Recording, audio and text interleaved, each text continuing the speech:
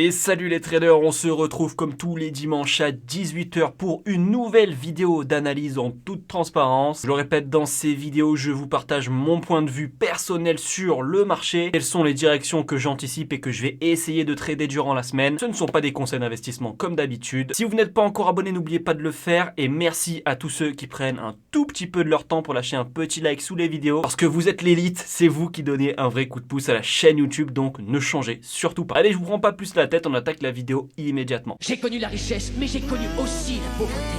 Et j'ai choisi la richesse à chaque putain de fois.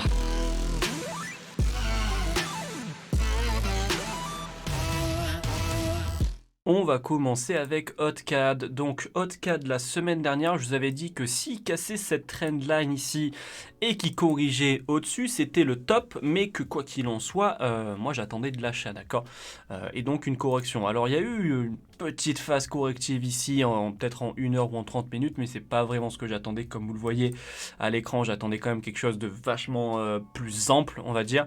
Donc bon, maintenant il a cassé la trendline, donc peut-être qu'il va nous donner du coup enfin la correction que j'attends. Donc déjà c'est une bonne nouvelle, il vient de casser la trendline. Donc en gros on va juste surveiller HotCAD. Moi je reste sur de l'achat pour le moment jusqu'à preuve du contraire. J'ai juste une petite peur, c'est la peur ici, je vais vous le dessiner mieux que ça, la peur ici du running flat comme ça pour aller chercher un nouveau plus bas. Et ce qui va invalider du coup ce fameux running flat et potentiellement ce nouveau plus bas, ça va être la correction.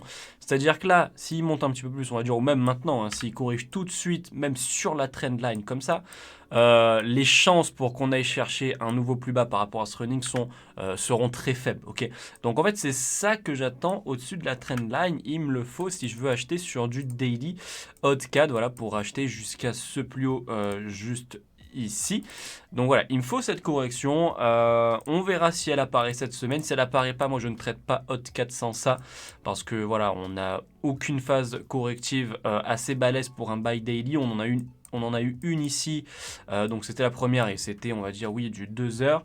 Et depuis là, en fait, depuis ce moment-là, on n'a plus de correction de taille conséquente. Alors que là, on cherche un buy conséquent. Ok, donc il me faut cette correction. On va voir dans les jours à suivre ce que ça nous donne. Euro USD, celui-ci, on voulait un drop pour ensuite une continuation. Alors il a quasiment pas bougé, on est quasiment au même niveau. Voilà, il a peut-être fait une petite correction. Je sais pas trop ce qu'il est en train de nous faire là en interne. Donc je vais rester plutôt sur l'analyse de la semaine dernière. Donc très simple, il n'a pas encore validé ce qu'on voulait, mais il n'a pas non plus invalidé ce qu'on attendait. Donc en gros, j'attends juste voilà un down pour valider un running flat, pour ensuite aller chercher un up. Ok, on reste sur le même scénario tout simplement parce qu'il n'a pas bougé. GBP, je vous avais dit de rester à l'écart parce qu'il y avait deux scénarios de possibilités. Soit ceci était la correction de l'impulsion haussière qu'on a juste avant, soit ceci était la correction de ce mouvement-là. Comme les deux étaient correctifs, je ne savais pas trop vers quoi me tourner, c'était on va dire 50-50. Au final, il a cassé le plus haut du coup, juste ici, donc il a plutôt validé ce mouvement-là comme la correction de cette impulsion haussière. À partir de maintenant, du coup, je pense qu'on peut se diriger vers un achat vu la structure qu'il nous donne.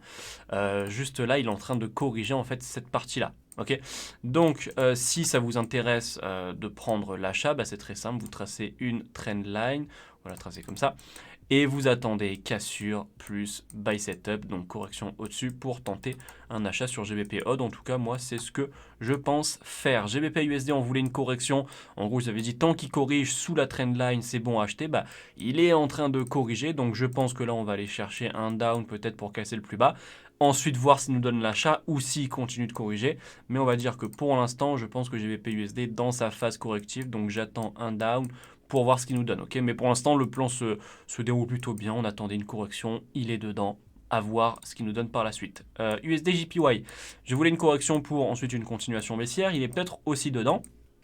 Donc, si je la détaille rapidement ici, on peut avoir une impulsion, la correction de cette fameuse impulsion qui nous donnera plus tard, alors imaginons, je pense qu'elle va continuer, je vous explique juste après, donc la correction, tac, qui nous donne la seconde impulsion interne, d'accord, par rapport à celle-ci.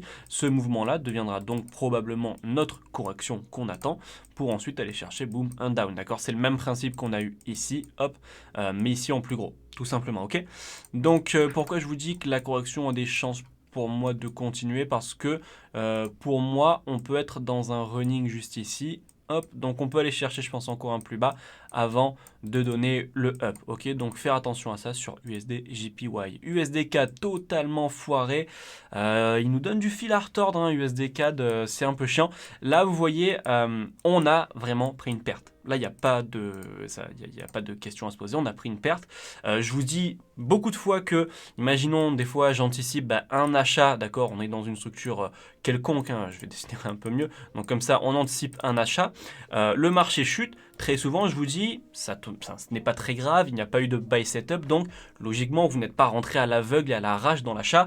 Donc bon, c'est juste qu'on n'a pas eu notre analyse qui s'est validée, mais aucune perte. Là, par contre, il faut être transparent sur un USD4, c'est clairement le cas où on prend une perte. Parce qu'on veut de la vente, on a le setup, d'accord? Il commence, et certainement qu'il prend ceux qui étaient en sell stop, et boum, il se retourne stop loss. Là, il n'y a aucun souci. J'ai aucun mal à l'admettre, les gars. Ça arrive. Maintenant, évidemment, il faut aussi l'avouer, c'est quand même très très rare sur la chaîne. Mais voilà, là, on était vraiment malheureusement dans le cas d'une perte. Bon, ça fait un peu chier, mais bon, c'est comme ça le trading. Je pense que vous le savez.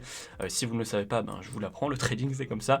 Maintenant, on va tracer une trendline pour plus de sécurité comme ça.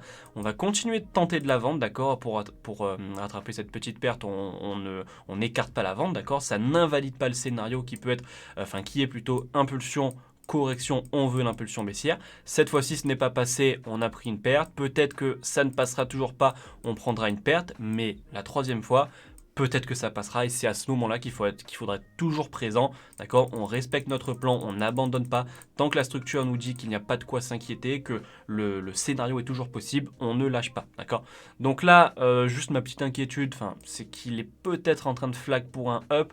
Maintenant, à voir si c'est juste un up interne et ensuite pour un retournement et aller chercher le down, ou est-ce que c'est un up to the moon? Ça, je ne sais pas, mais je pense qu'il faudrait faire attention à ça. En gros, ça, c'est mon scénario que je vais trader. Si j'ai pas ça, encore une fois, je ne trade pas USD4, ça ne me dérange pas, il y a plein d'autres choses à trader.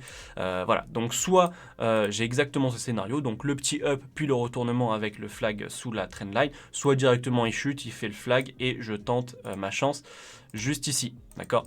Donc voilà, ça c'est mes deux scénarios. Si j'en ai un des deux, ok. Maintenant, s'il monte jusqu'à l'infini et au-delà, je ne traite pas USD4. USD CHF, lui par contre, on voulait du coup un achat un petit peu comme, de toute façon ils sont assez corrélés, hein, USD CHF et Euro USD, mais un petit peu comme Euro USD, du coup il n'a pas bougé, donc je vais même pas redessiner par-dessus, on attend ça, d'accord, c'est-à-dire un up, j'ai quand même redessiné pour le sport, voilà, donc on attend un up et ensuite une continuation, d'accord, sur USD CHF, ça n'a pas bougé. Euro GBP, celui-ci, je voulais du coup la cassure de ce plus bas pour ensuite un retournement et un running.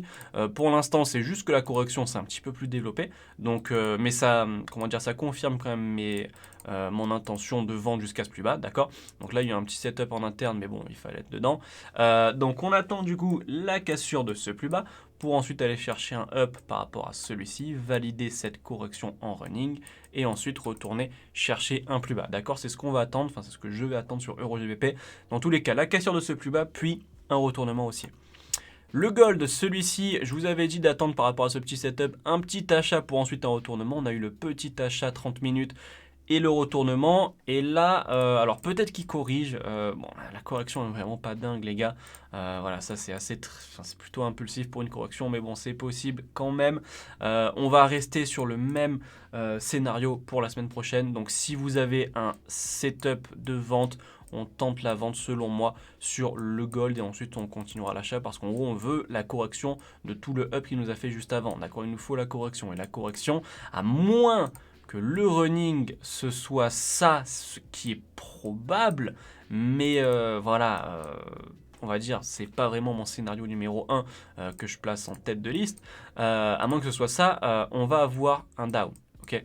Donc voilà, s'il y a un sell setup, moi personnellement je le tente pour aller chercher vraiment un C, parce que là on serait sur le A, là-dedans le B et là on irait chercher le C. Donc pour aller chercher un C bien plus propre que celui-ci. Maintenant si on n'a pas ça, pareil, encore une fois je ne trade pas, je trade mon plan et puis c'est tout. Les crypto-monnaies Ethereum, on était dans la correction, vraiment un très très beau buy setup que je vous avais partagé. Voilà, juste ici. Alors, il n'a pas fait TP évidemment, mais si vous êtes au moins rentré là-dedans à break-even, bah ça fait plaisir, ok. Comme quoi c'est exactement ce qu'on attend à chaque fois, une impulsion, une correction et on rentre dans le trade, ok.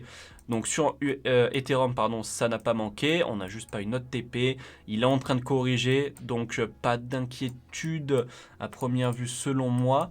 Donc je vous remets juste les délimitations, donc tant que ce plus bas n'est pas cassé, on peut aller chercher l'achat jusqu'à ce plus haut. Ce qui ne m'inquiète pas, c'est que là il est en correction, d'accord, là il est en phase corrective, donc je pense qu'il y a quand même de grandes chances qu'on vienne péter ce plus haut dans tous les cas. Mais là actuellement, en 1 heure, il nous fait quand même une petite correction et je pense qu'il peut aller chercher le plus bas de la correction. Donc pour du coup nous valider un running ici dans un régular, hop, correction ici et ensuite le down avant d'aller choper le plus haut. Ok, donc faites attention à ça sur Ethereum. Je pense qu'il y a des chances qu'on aille chercher le dernier plus bas de la correction avant de monter jusqu'au plus haut de la correction, cette fois-ci 4 heures. Le Bitcoin, celui-ci, on voulait un achat, on en a eu un. Donc celui-ci a fait, entre guillemets, take profit. Donc ça, c'est bien. Maintenant, un petit peu comme Ethereum, lui, il est en train de flag pour un down. Et lui avait déjà cassé son plus bas. Donc, il y a des chances qu'on ait un drop quand même sur le Bitcoin. Je suis en train de regarder. Quoique. C'est-à-dire qu'il peut nous valider une correction encore plus grande. D'accord, il peut nous valider plutôt un expanding comme ça. Mais ça reste quand même correctif pour un drop. Donc j'espère que ce serait un drop pour la correction de cette partie haussière ici. Et ensuite aller valider l'achat. Maintenant, c'est pas moi qui décide, les gars. Ça, pour moi, ça me fait quand même penser à un down. Donc faites très attention à ça. Au mieux, il nous fait un petit down et ensuite il monte jusqu'à ce plus haut. Au pire, il chute tout en bas. Ok. Donc bon, moi ça va être ça mon plan. Pareil, je traite ça et pas autre chose. Le Solana, celui-ci, on voulait une correction pour un up. Alors il est toujours en phase corrective. Voilà, donc je vous mets les délimitations. Tant que ce plus haut n'est pas cassé, on va chercher ce plus bas. Donc ce plus bas et ensuite ce plus haut. Ben voilà, ça n'a pas bougé, ça reste notre plan sur le Solana.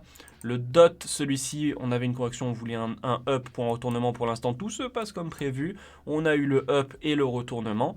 Et là, il est même en train de corriger comme les autres crypto-monnaies. Ok. Donc ça peut être très intéressant de vendre, je pense, le DOT jusqu'à son dernier plus bas. Juste ici, voilà, on suit le plan, tout se passe bien. On a eu l'achat, on a eu la vente, on continue comme sur des roulettes. Le BNB, celui-ci, je vous avais dit que j'attendais un down. Et ensuite, pour acheter, il me fallait ce fameux mouvement, impulsion, suite sa correction. On a eu le down, maintenant on n'a pas eu le second. Donc là, on est dans le cas justement où on n'a pas perdu d'argent sur l'achat parce qu'il n'y a pas eu de buy setup. Donc pas de raison de perdre son capital. Maintenant, on peut tracer une trend line. Celle-ci vient d'être cassée. Le problème, c'est que ce mouvement-là, ça me paraît pas être le début d'un gros mouvement, haussier. Je pense qu'on va aller encore chercher un plus bas sur le BNB juste ici parce que je pense qu'on est encore ici dans une correction pour un down. Ok. Et ensuite, on verra si on a notre fameux buy setup pour aller chercher le dernier plus haut. Voilà pour le BNB. Et c'est la fin de cette vidéo, j'espère vraiment qu'elle vous aura plu. Si c'est le cas, n'oubliez pas de lâcher votre meilleur like en dessous de la vidéo. Si vous n'êtes pas abonné, n'oubliez pas de le faire. Je vous dis à la semaine prochaine pour une nouvelle vidéo courte vie mais légendaire comme d'habitude. Ciao.